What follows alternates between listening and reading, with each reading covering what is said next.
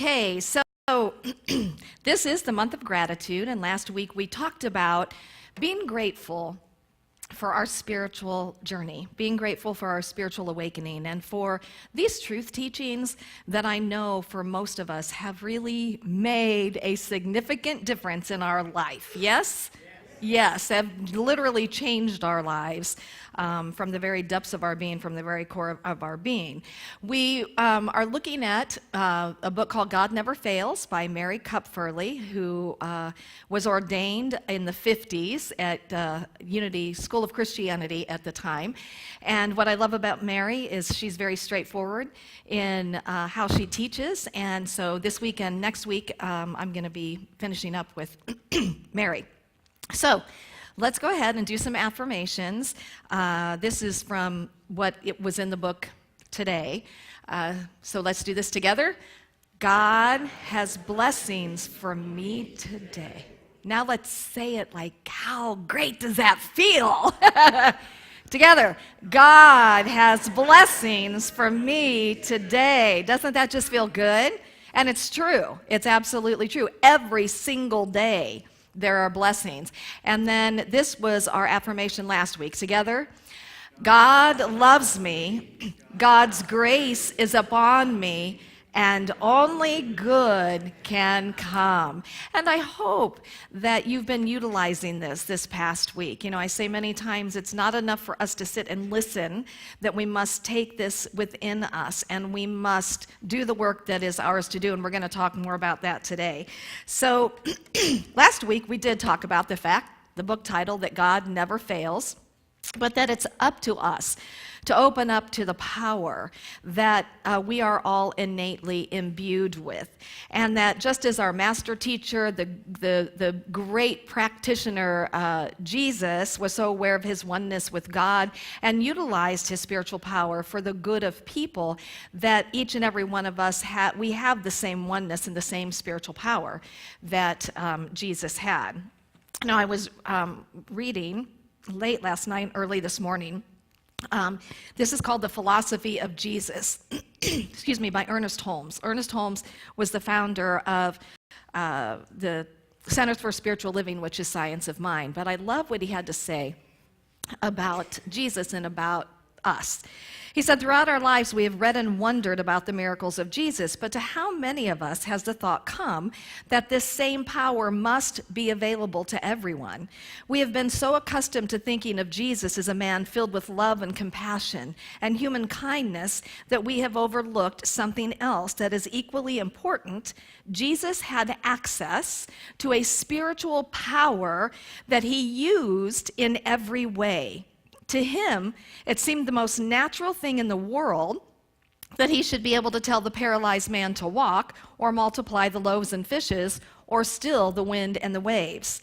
Jesus was not the great exception, rather he was the great example, and he even said, greater works than I have done, you shall do also, right?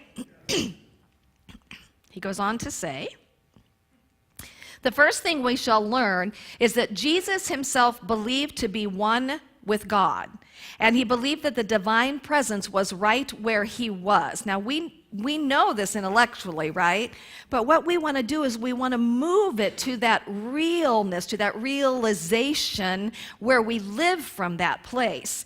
He communed with this presence through prayer and meditation until it was the most real thing to him in his life. We find then that the whole background of his teaching starts with the idea that there is such a presence and such a power, that the presence is accessible to all of us, and that that power can be used by anyone who has faith in it. So we recognize here that we are co-creators in this, okay? So Jesus told us there's a divine presence that will guide us if we let it, and he told us that there is a power that will operate for us if we believe that it will. Again, it comes back here to us and opening ourselves up and really standing firmly in the knowing that it is the most real part of us. the most real thing there is.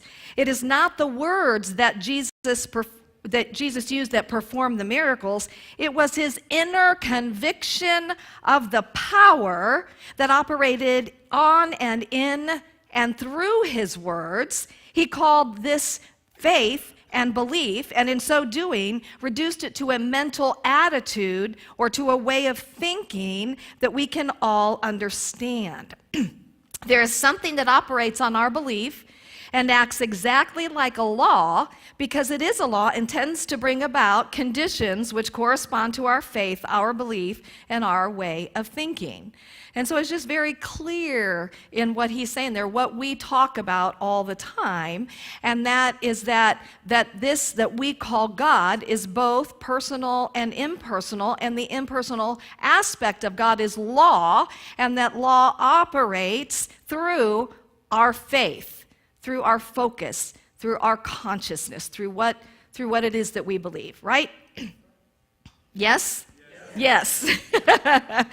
But more so, the recognition of that oneness, really diving deep into that awareness and the power that we have. Because again, I think that we can get it intellectually, but we don't necessarily really believe it for ourselves. That still we kind of hold him separate from us in the power that we have within our own beingness to affect change in our personal lives, but also, you guys, to affect change in the environment around us and ultimately in the world.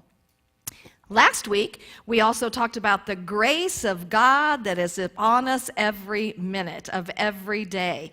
And again, really taking an affirmation like that and speaking it over and over and over again until we believe it, until it's no longer that we're practicing it, but we're living from that. She told us also that our attention in any given situation needs to be fully upon God.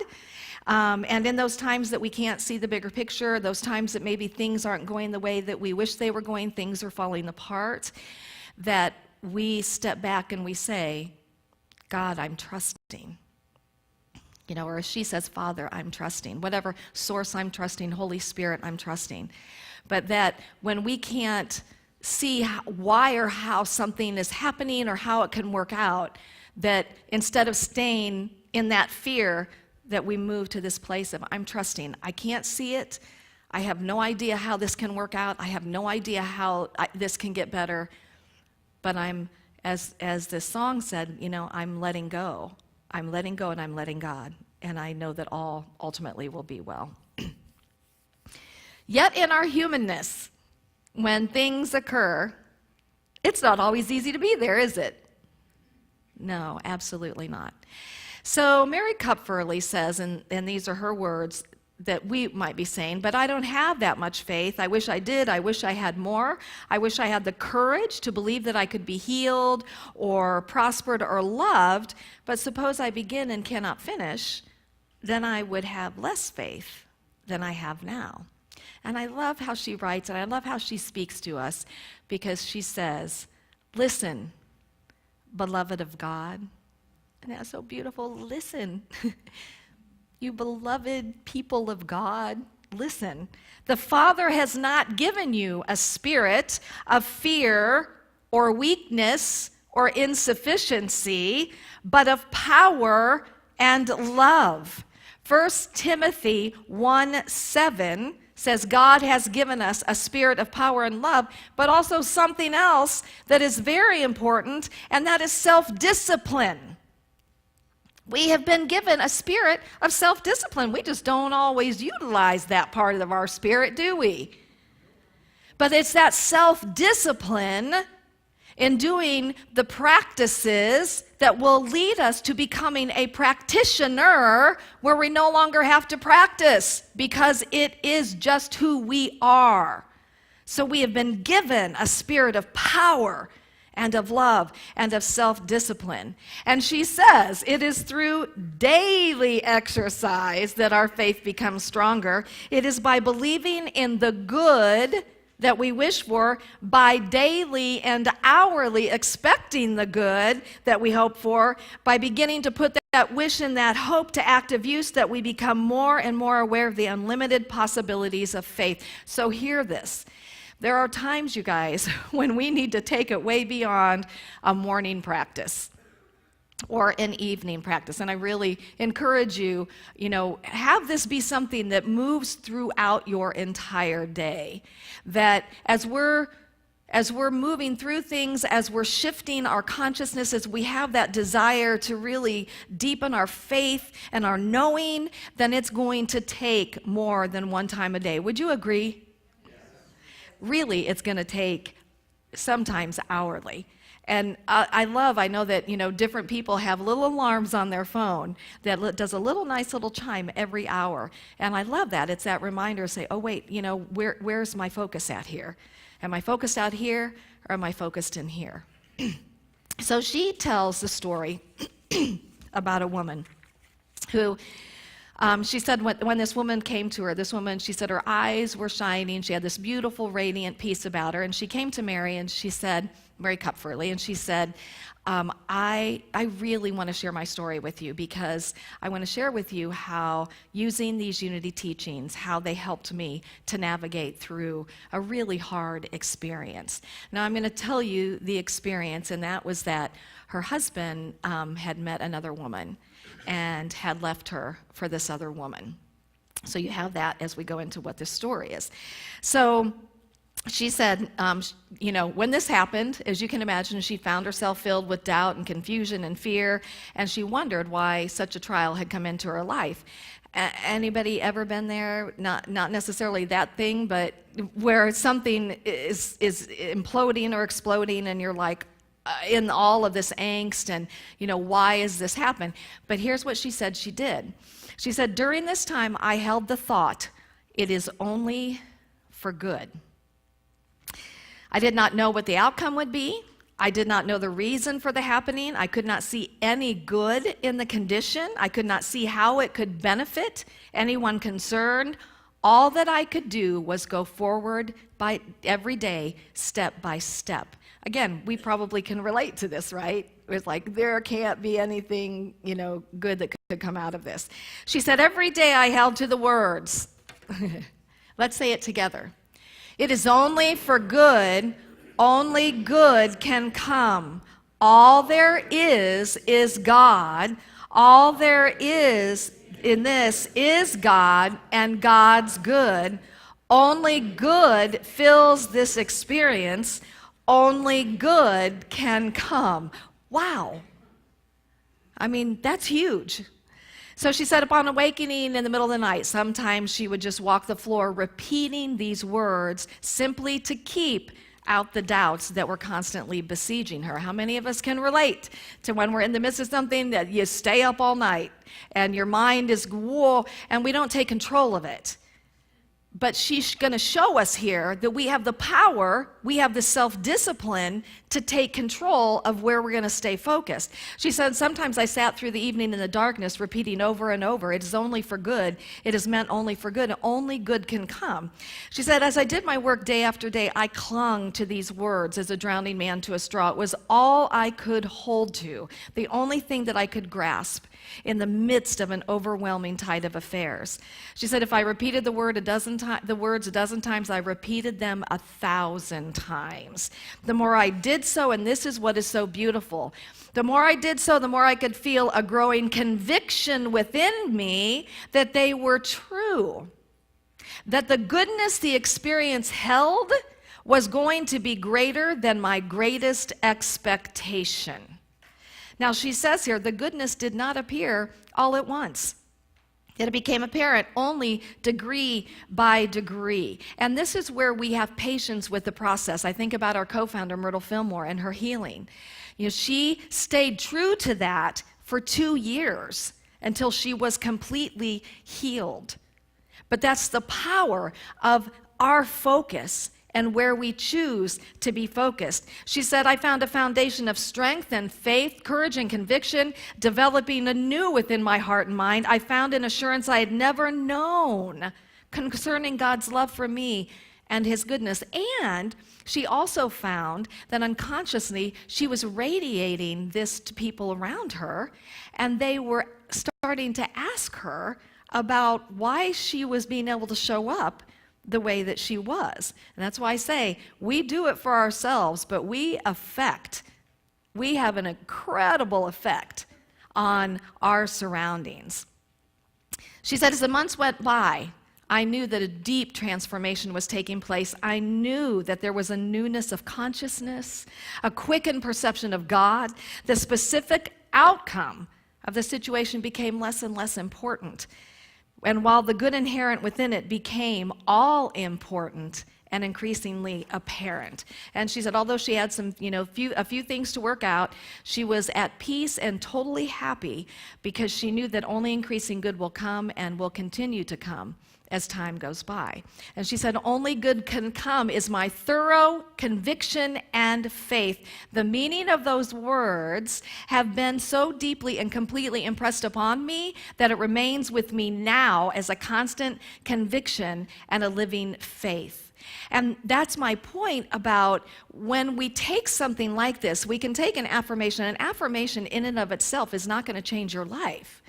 And an affirmation in and of itself that you say once is probably not going to change your life, because you have to recognize that we're choosing to shift where we're focused. We're choosing to shift old patterns of how we've shown up in a situation. And so we've got to keep this in front of us all the time until the words become meaningful, until we believe them. They become a part of us. And that's exactly what happened to this woman. They literally became a part of her entire consciousness and conviction. It was who she was now. Again, it wasn't a practice anymore. It was who she was. And so she goes on to say that her parting words to me that day were spoken from her heart. I have only love within me for these persons. I wish them the best of everything, happiness, success, all the desires of their hearts. For myself, I have a freedom now that I have not felt in many months. I am in love with life now as never before. I have never before known how wonderfully good the goodness of God is. Pretty awesome, huh? The thing is, you guys, this is where we can be. This is not the exception. This is the great example of how what we choose to focus on is what will expand in our lives. I don't know about you guys, but I've known people who have gone through similar circumstances that have never moved beyond it, that continue to this day, to have hate and vitriol and anger and resentment, and it has stolen their joy in their life. It has kept them from really being able to move forward and to just be able to love again and to be in life again. And, in Unity, we don't believe that we control all the events that happen to us, but we do believe that we ultimately have control of the experiences of those events. And the control of those experiences of those events comes through our choice. Comes through what we decide that we're going to focus on or not focus on. How we're going to view it really determines the future. Now, I want to say here, it doesn't mean that she didn't feel the pain.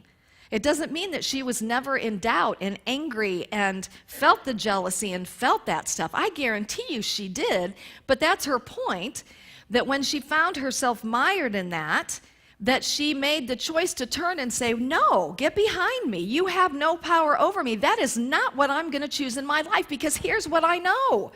Here's what I believe to be true. And I'm going to say it, and I'm going to focus on it. I'm going to read it. I'm going to keep this in front of me until it becomes who I am. And we have that choice in every situation in our lives, every single situation. She chose to trust in the goodness of God, and she kept her focus, on that. And that's possible for every single one of us, no matter what is going on in our lives. And I know that, life isn't always just happy, happy, joy, joy, that things come up for us. And I just want us to know that we can make a different choice. I want us to know that every single one of us, you have that spirit of power, and you have that spirit of self-discipline. And you can say to these things, get behind me. And I don't care what it is. Is it a health challenge? Get behind me. Because you have no true power over me, because I know that God, and I love how she said it, is the author of unlimited life and wholeness and health. And I'm going to keep that in front of me. But the thing is, how much do we keep that in front of us, and how much do we stay focused on this? And I'm not saying it's easy, you guys. When we're in the midst of a situation, perhaps we don't feel like how are we going to pay the rent? How are we going to feed our family? We have an illness going on, something's falling apart in our lives. It's not easy, but you've been given a spirit of power. That's who you are. That's what you're imbued with. And you just have to call it forward, and you have to claim it. And you have to speak the words with power, so much so that this becomes your reality and your truth. And in the midst of illness, okay, there it is, but get behind me, because you have no real power. In the midst of finances, okay, I've got to face what I have to face, but you have no real power, because I know that God is the author of abundance in my life, and I'm going to focus on that. And as a spiritual community today, with Peapod moving to another place, we have that opportunity. We have this opportunity right here to call it good, and to know that good is coming out of this, and have this collective consciousness that ideas are going to spring up. Maybe there's somebody in the congregation today who's going to listen to this that says, I've always wanted to start a preschool. Yes, we're going to be open to whatever God has. God is our source. Whatever God has, the divine intelligence has next for us. But it takes each of us taking responsibility to hold this knowing. And I really want to encourage you that if you're going through something in your life today, to find some people that you can trust to hold this with you, to be able to speak it in those times when you're really struggling, that you can call somebody and say, I'm really mired down in this negativity right now. Can just speak these words to me, and speak them over and speak them over and speak them over, so that I can start getting it down in the very depths of my being. And this is your homework. I mean, how cool is this? You guys get to go home and you get to just think about how good God is, and how good everything's going to turn out no matter what it is. That's pretty cool homework, isn't it? I encourage you, take a picture of it, write it down. If you don't have it and you want it, call us, whatever, we'll make sure you get it. Or write your own. But write something out and keep it in front of you, and speak it over and over and over, and don't give up. Don't give up.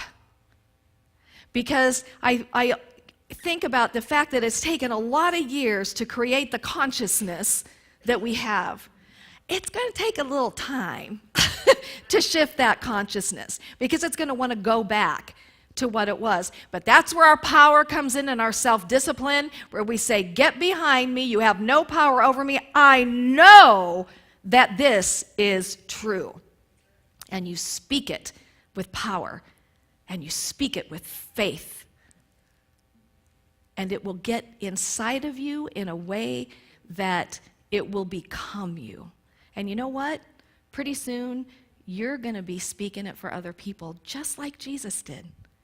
Because it's going to be so real inside of you, there's not going to be any doubt. And that power, that energy is going to just come right outside of you and bam, right in to the person in front of you, and it is going to change them. That is who we have come here to be. That is who we are. That is who you are. So as we move into this week of Thanksgiving, we have so much to be grateful for, don't we? We are blessed beyond measure. I invite you this week to really be in that place, in that living gratitude, and also to do your homework, because it will change your life. But it will not only change your life, you guys, it will change the world.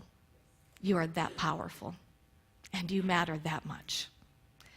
and I say, I see the light and the goodness and the power and the love in each and every one of you.